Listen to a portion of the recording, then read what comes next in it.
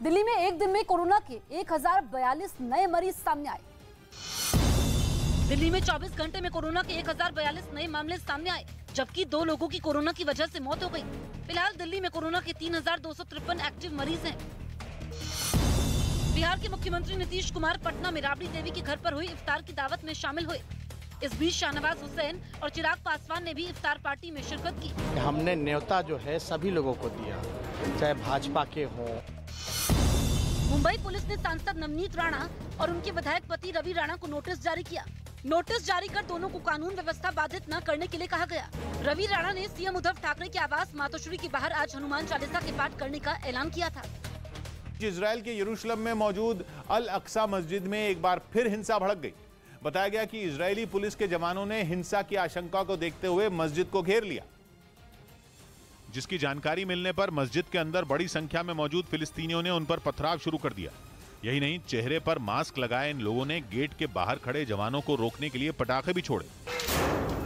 हालांकि लगातार हो रहे पथराव के बीच पुलिस के जवान मस्जिद के अंदर दाखिल हो गए और उन्होंने हंगामा कर रहे लोगों पर तेज रोशनी और आवाज करने वाले स्टन ग्रेनेड और रबड़ की गोलियां दागनी शुरू कर दी।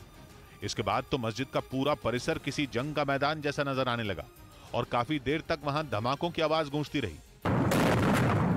फायरिंग शुरू होते ही वहां अफरा तफरी मच गई और लोग जान बचाकर इधर उधर भागते दिखाई दिए। बताया गया कि इस झड़प में 20 से ज्यादा फिलिस्तीनी और वहां मौजूद कुछ पत्रकार घायल हो गए, जिन्हें पुलिसकर्मी उठाकर अस्पताल भेजते नजर आए। पिछले शुक्रवार को भी सुबह की नमाज के बाद मस्जिद में हिंसक झड़प हुई थी, जिसमें 150 से ज्यादा फिलिस्तीनी घायल हुए थे, जबकि 400 से ज्यादा लोगों को गिरफ्तार किया गया था। उत्तर कोरिया के शासक किम जोंग उन के साथ हर खास मौके पर दिखने वाली रहस्यमयी लड़की का राज खुल गया। पश्चिमी मीडिया का दावा है कि इस लड़की का नाम किम सोल सोंग है और ये किम की सौतेली बहन है, जो हर कार्यक्रम में किम के साथ उनके साये की तरह मौजूद नजर आती हैं। और पिछले हफ्ते 15 अप्रैल को उत्तर कोरिया के संस्थापक किम इल सुंग की 110वीं जयंती पर आयोजित समारोह में भी वो दिखी थी। इस कार्यक्रम में भी वो हर वक्त किम के आसपास चहलकदमी करती दिखाई दी थी। यही नहीं, इसी साल फरवरी में हुए कार्यक्रम में किम को कुछ अहम दस्तावेज भी वो सौंपती नजर आई थी और कुछ कार्यक्रमों में तो वो मंच पर किम के ठीक पीछे खड़ी दिखाई दी।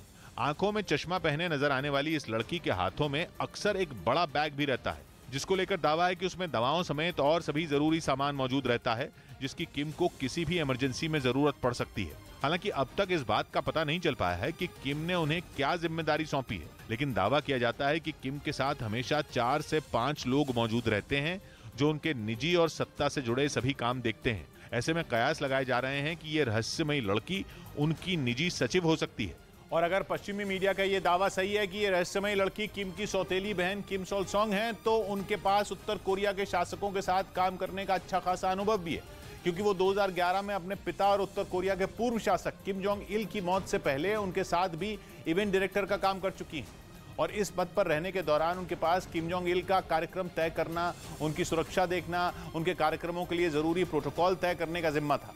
इतना ही नहीं, वो किम के दादा और उत्तर कोरिया के संस्थापक किम इल सुंग के लिए विदेशी भाषा का उत्तर कोरिया की भाषा में अनुवाद करने का काम भी कर चुकी हैं। कंगाल पाकिस्तान का पीएम रहते हुए भी इमरान खान ने जमकर ऐश की, ऐसी खबरें हैं। उन्होंने घर से दफ्तर जाने में हर रोज पाकिस्तानी रुपयों के मुताबिक 8 लाख करोड़ रुपए खर्च किए। और यह दावा किया पाकिस्तान के सूचना प्रसारण मंत्रालय ने, जिसके मुताबिक इमरान खान अपने कई एकड़ में फैले आलीशान घर से पीएम हाउस तक हेलीकॉप्टर से आते जाते थे और करीब 15 किलोमीटर की इस दूरी को तय करने के लिए एक बार में पाकिस्तानी रुपयों के मुताबिक रोजाना सरकारी खजाने को 8 लाख रुपए का चूना लगाते रहे। जबकि 2018 में प्रधानमंत्री बनने के बाद उन्होंने साइकिल से दफ्तर जाने का ऐलान किया था, जिसके लिए उन्होंने सरकार का खजाना खाली होने की दलील दी थी। उनके इसी बयान के बहाने पाकिस्तान की नई गठबंधन सरकार में सूचना प्रसारण मंत्री मरियम औरंगजेब ने उन्हें निशाने पर ले लिया। बड़े बातें करते थे कि हमने साइकिल पे आना है प्राइम मिनिस्टर हाउस। पाकिस्तान की नई सरकार की ओर से इमरान के हेलीकॉप्टर पर खर्च हुई रकम का लेखा जोखा भी जारी किया गया, जिसके मुताबिक करीब 3.5 साल तक प्रधानमंत्री रहने के दौरान इमरान ने सिर्फ घर से दफ्तर आने जाने के लिए हेलीकॉप्टर पर पाकिस्तानी रुपयों के मुताबिक करीब 100 करोड़ रुपए फूंक दिए। इस बीच पाकिस्तान का प्रधानमंत्री बनते ही शहबाज शरीफ ने अपने बड़े भाई और पूर्व पीएम नवाज शरीफ के करीबियों को किनारे लगा दिया, जिसके बाद वहां की राजनीति में फिर बवाल खड़ा होता दिख रहा है। क्योंकि अपने पिता के करीबियों को नजरअंदाज किए जाने से नवाज शरीफ की बेटी और पीएमएलएन की नेता मरियम भड़क गईं और उन्होंने अपने चाचा शहबाज के खिलाफ मोर्चा खोलने के संकेत दे दिए। उनके समर्थकों का यह भी आरोप है कि शहबाज शरीफ ने नवाज के खास लोगों की तो अनदेखी की ही, साथ ही मरियम को भी कोई अहम जिम्मेदारी नहीं सौंपी और इसी वजह से पार्टी के संस्थापक नवाज का परिवार खुद को ठगा सा महसूस कर रहा है। क्योंकि शहबाज शरीफ की कैबिनेट में 33 नेताओं को मंत्री बनाया गया और पाकिस्तानी मीडिया ने दावा किया कि उनमें नवाज शरीफ के सिर्फ एक करीबी नेता जावेद लतीफ को जगह दी गई। हालांकि पार्टी में नाराजगी की वजह से वो भी मंगलवार को हुए शपथ ग्रहण समारोह में शामिल नहीं हुए। मरियम नवाज के गुट का आरोप है कि शहबाज ने चुन चुनकर अपने वफादारों को कैबिनेट में भर लिया। एक और पीएमएलएन ने कोहराम मचा, एक और यहां पर पीएमएलएन में कोहराम मचा, तो वहीं गठबंधन सरकार में शामिल पाकिस्तान पीपल्स पार्टी ने भी शहबाज की टेंशन बढ़ा दी, क्योंकि अटकलें हैं कि नई कैबिनेट में अपनी पार्टी की अनदेखी से बिलावल भुट्टो भी नाराज है और वो नवाज शरीफ से इसकी शिकायत करने के लिए लंदन के लिए रवाना हो गए।